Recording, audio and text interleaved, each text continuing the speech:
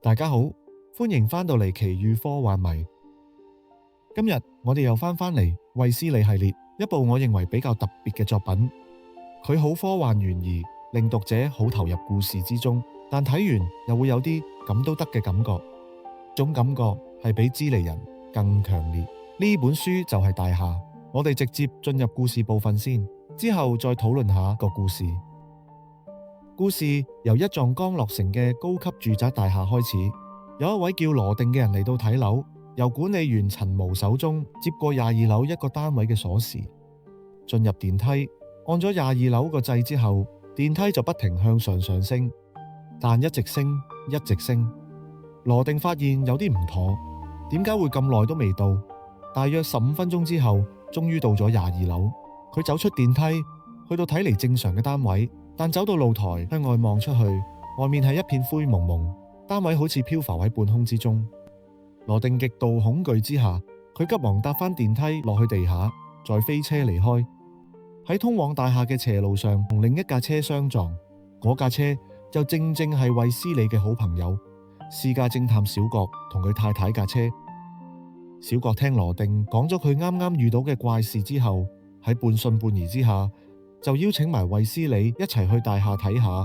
兩人搭同一架電梯上咗22樓，一切睇嚟好正常。於是乎，佢哋諗住走人，但離開嘅時候，小郭醒起手錶漏咗喺單位入面，所以就獨自返去攞返。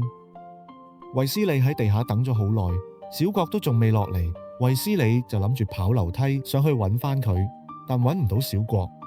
落返樓之後，就見到小郭好驚咁揸車走人。衛斯理因為擔心小郭，於是就去咗佢屋企揾佢，但發現小郭仲未返屋企。第二日，佢知道咗小郭架車跌咗落海，車門緊閉，但人就唔見蹤影，小郭咁就失蹤咗。同時，大廈管理員陳毛嘅行為有啲異常，後來佢竟然喺天台被發現由高處墮下死亡。衛斯理覺得呢座大樓有啲問題，於是開始調查。佢發現大廈原本設計係有3部電梯，但就被業主黃直義要求改成1部。調查過程中，衛斯理多次遇險，被人襲擊，導致暫時失明，後來仲扮永久失明添。又遇到黑社會大佬沙魚，試圖用錢收買佢，要佢收口。仲見到一個神秘人物韓澤，係黃直義嘅助手。原來黃直義真正嘅身份係科學怪傑黃貴博士，曾獲愛因斯坦嘅讚許。韓澤就係數學天才。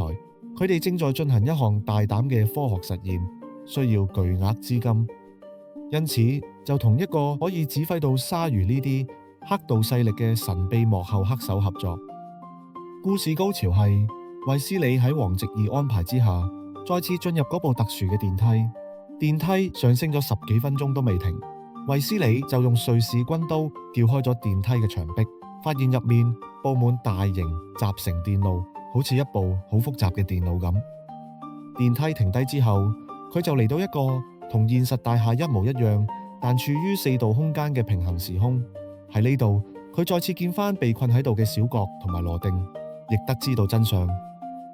原來羅定第一次遇到怪事後，黃直義用咗10萬蚊收買佢，叫佢保密。但羅定因為貪心，就多次勒索黃直義。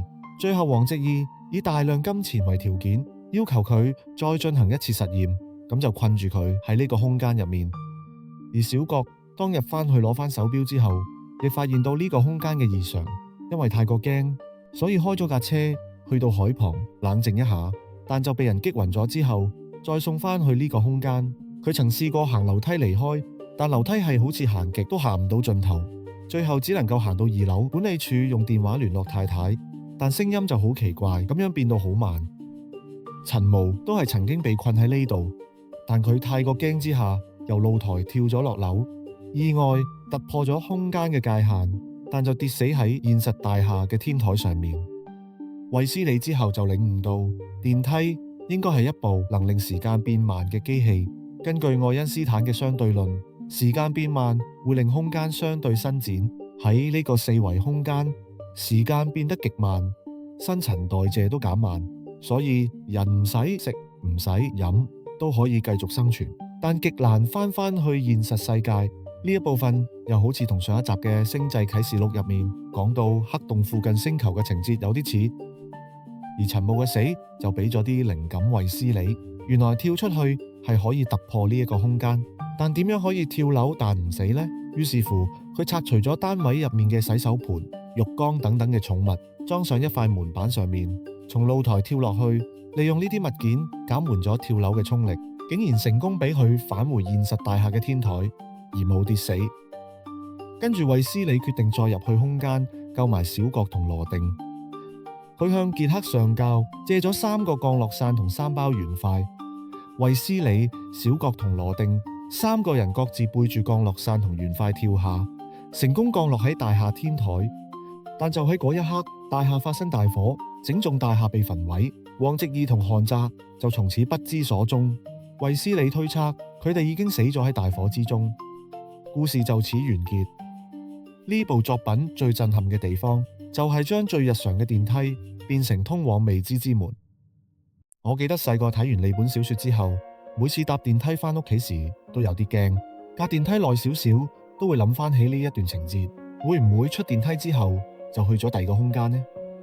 呢個故事係喺衛斯理系列入面首次引入4度空間概念嘅小說，透過日常生活中最平凡嘅電梯，營造出極度恐怖嘅科幻懸疑體驗。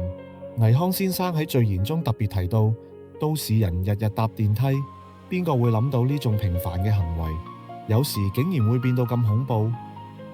另外仲想講嘅係，有啲人會覺得衛斯理小說入面如果冇外星人出現嘅故事會好睇啲，因為一有外星人嘅介入就乜都解釋晒，乜都賴晒外星人，太過百搭啦。但就好似呢個故事咁樣，倪匡先生就嘗試唔用外星人呢個百搭牌，試下用更科學嘅角度去解釋。不過反而今次我就唔中意佢用科學去解釋成件事，因為好似有啲牽強。佢用相對論嚟解釋呢個4維空間嘅存在，因為時間減慢而令空間伸延。如果理論正確嘅話，呢個空間唔應該只係棟大廈入面多咗好多層樓，應該整個空間嘅長、闊、高都會同時伸延，即係整個空間都會變大。所以有時我覺得有啲奇怪嘅情節其實可以唔一定要有解釋。大廈呢個故事嘅整體概念同最近好興嘅一啲無限循環嘅電影或短片都好似。最近日本有一套電影叫《8號出口》，都幾好睇，但電影入面就冇嘗試利用科學去解釋呢個無限循環嘅世界係點樣嚟。另一點令我睇完會覺得咁都得嘅，就係衛斯理竟然攬住浴缸等寵物跳樓而唔死。可能頭先你聽我講呢個情節時都已經有同感，呢一點真係說服唔到我。點可能管理員陳霧就咁跳落嚟就死咗？衛斯理攬住呢啲嘢跳就冇事。有啲兒戲呢，好難自圓其說到，感覺佢喺物理邏輯上嘅處理有啲粗疏。不過其實衛斯理系列入面都有一部分嘅作品嘅結局係令人有啲失望。對我嚟講，大廈係其中一個結局，我睇完係唔係好滿意嘅。但可能呢個就係衛斯理小說嘅特色，有時天馬行空得太勁，會犧牲咗部分合理性去換取故事張力同奇幻感。不過倪匡先生成日話小說只係分兩種，一種係好睇嘅，另一種就係唔好睇嘅。大廈都算係屬於好睇嘅，儘管結局不似預期，你又覺得點呢？歡迎留言話俾我知。如果你喜歡我哋嘅 channel， 請記得 like、share 同訂閱。多謝收聽收睇，我哋下集再見。